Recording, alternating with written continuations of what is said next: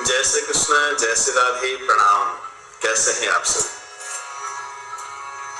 मित्रों? आइए जानते हैं भगवान बलभद्र, जिन्हें हम स्थानीय भाषा में भद्राज कहते हैं, जिन्हें हलधर, संकर्षण, अनंत नामों से जाना जाता है। इन्हीं का एक नाम है जिसमें कहा जाता है कालंदी भेदनाय। इन्हें कालंदी को भेदन करने वाला भी कहा जाता है। तो मित्रों, आज हम जानते हैं कि क्यों भगवान बलभद्र को कालंदी भेदनाय कहा जाता है। मित्रों, वैसे तो भगवान के अनंत नाम हैं, लेकिन भगवान के जितने भी नाम हम सुनते हैं, जितने भी नाम हम कहते हैं, उस नाम के पीछे कुछ न कुछ रहस्य छुपा होता है। और प्रत्येक रहस्य से, प्रत्येक घटना से भगवान का एक नया नामकरण होता है। बलभद्र, जिन्हें हम भद्राज महाराज कहते हैं, जो आराध्य हैं हमारे, उनका नाम कालंदी भेदन क्यों का पड़ा, आज हम जानेंगे कि भगवान बलभद्र को आखिर कालंदी भेदनाय क्यों कहा जाता है। सज्जनों, ये उस समय की बात है जब भगवान कृष्ण बलदेव मथुरा से द्वारिका चले गए। एक बार भगवान बलभद्र को नंद बाबा, मां यशोदा, ब्रज के गोप ग्वालों से मिलने का बड़ा मन हुआ। तो बलराम जी उन गोप ग्वालों से, नंद बाबा से, ब्रज गोप गोपांगनाओं से मिलने की मन में जो उत्कंठा थी, उतनी तीव्र थी कि उनसे रहा न गया।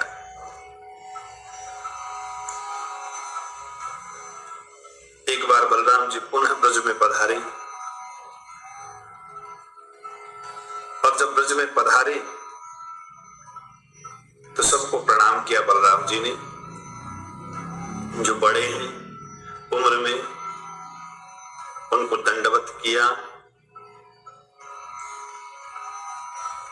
जो छोटे हैं उन्हें प्रेम दिया, और जो उनके साथ के हैं उनको गले से लगाया, आलिंगन किया। बलराम जी को देख करके नंद बाबा, मां यशोदा, ब्रज की गोप गोपांगनाएं, इन सब का मन प्रमुदित हो गया, अश्रुधारा बह निकली। कृष्ण के विषय में चर्चा की।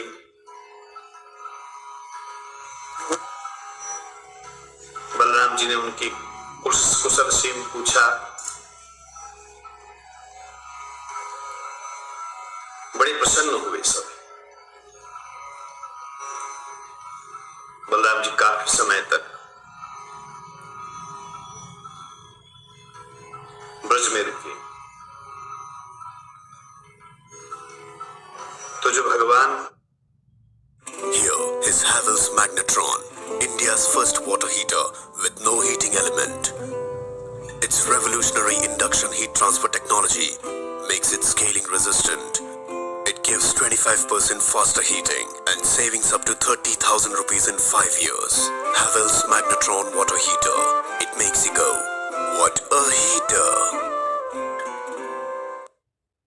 Beautiful. Kaveri, which one? This or this one? Okay. भिंडी मिस करेगी ना तेरी फेवरेट भिंडी? मम्मा अगस्त में कॉन्फ्रेंस के लिए दिल्ली आ रही हूँ, तुम बस भिंडी रेडी रखना। पर अब से तो दिल्ली आकर पहले घर जाएगी ना?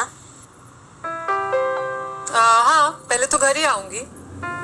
अरे I know what you meant मम्मा, पर एक ही शहर में दो दो घर होने का क्या फायदा?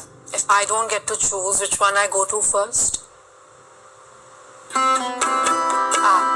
पुराने के साथ कुछ नए रिवाज भी मनाएं। हर शादी को रिवाजों से सजाएं। रिवाह बाय तनिष्क। तो जो भगवान कृष्ण हैं, गोप गोपिकाओं के प्राण वल्लभ हैं, बलराम जी से कृष्ण के विषय में चर्चा करने लगे। कहने लगे, हे बलराम जी, हम कृष्ण और आपके बिना जीवित रहना नहीं चाहते। बलराम जी, हम तो गांव की ग्वालिन हैं, गंवार हैं।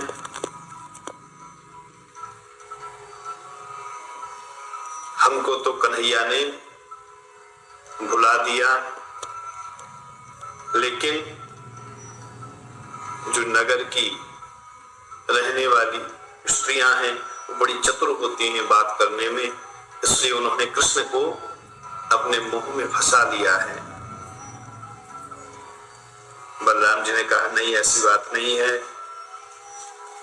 कृष्ण भी तुमसे उतना ही प्यार करते हैं, उतना ही प्रेम करते हैं, उतना ही स्नेह करते हैं जैसे पहले करते थे। चर्चा चल रही थी। बलराम जी अपने सखाओं के साथ वन में विहार करने लगे,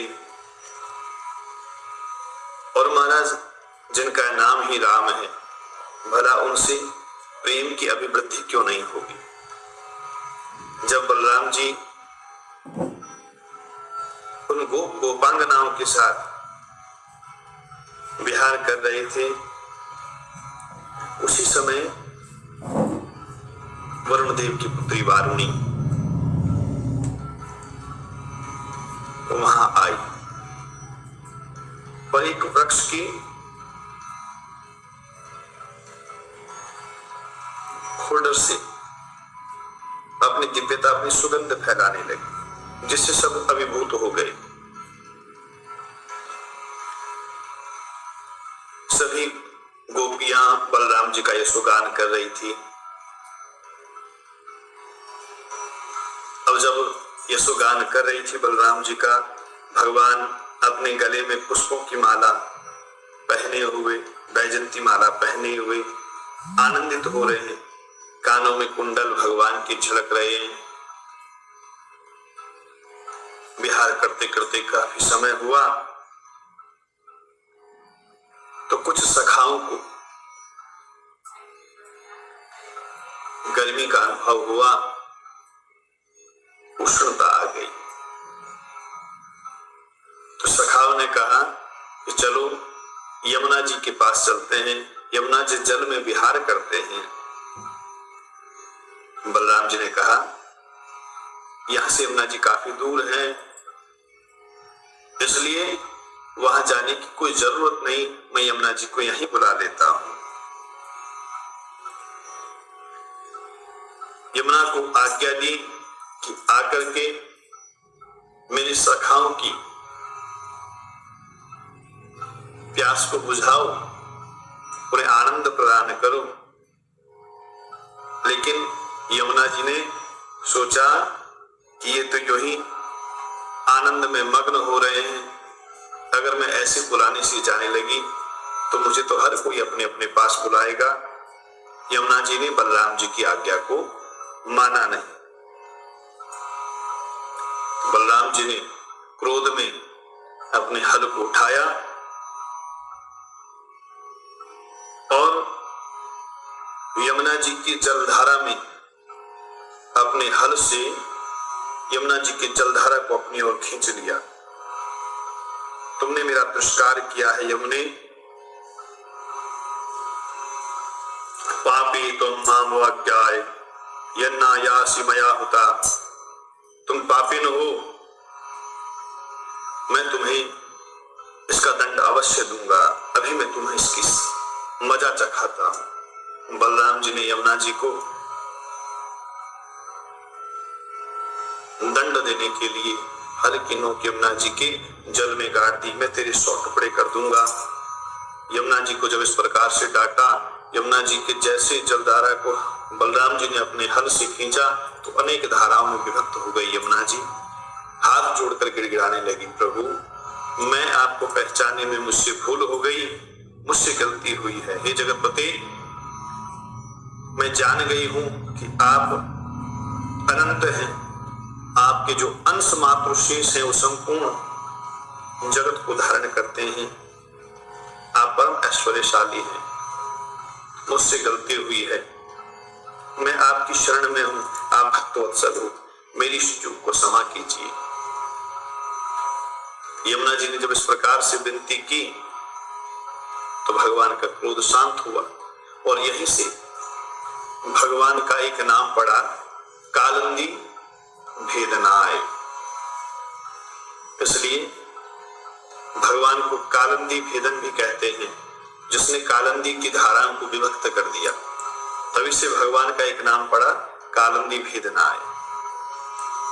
ऐसे अनंत बलशाली, परम ऐश्वर्यशाली भगवान बलभद्र, हलधर, संकर्षण, अनंत नाम जिनके हैं, उन्हीं का एक नाम है कालिंदी भेदनाय। ओम प्रेम कालिंदी भेदनाय संकर्षणाय ब्रजप्रियाय गोपीजन वल्लभाय शरणम मम। जय श्री कृष्ण, जय श्री राधे।